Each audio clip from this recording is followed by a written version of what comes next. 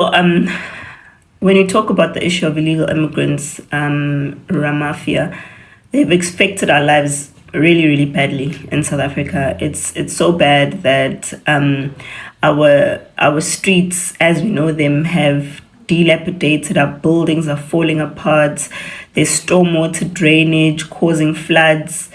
There's crime all over, and people can't be found. They can't be recognized.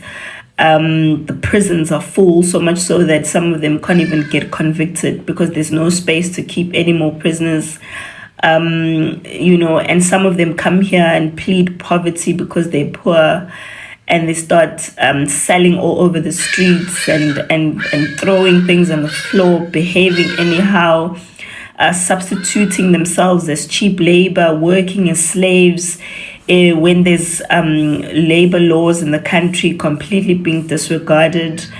Many of them are rude, they're arrogant, they're selfish. You know that they don't care. They don't care about South Africans. They don't care. Like we're a non-factor in our own country. It's not like they're here trying to be united, if united is even the correct word. But you can tell, man, that the main goal is to make us as South Africans feel like we're not useful in our own country.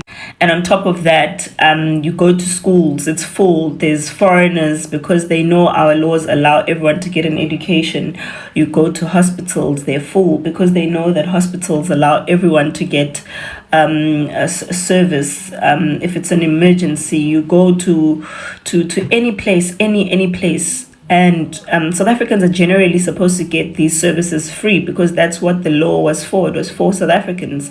But we are not able to enjoy even the most basic of things in our own country because we're meant to be taking care of people who just walk into the country and expect that their lives are supposed to be better because they claim that they are hard workers and they're here for opportunities that we don't seemingly want.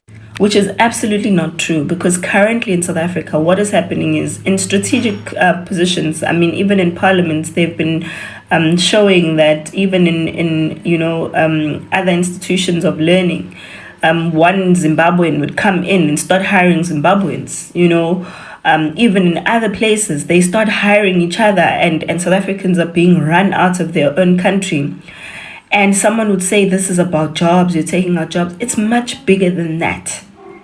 It's much bigger than just being about jobs. It's an entire system that is trying to render Black South Africans useless so that they can be replaced by immigrants who are here illegally.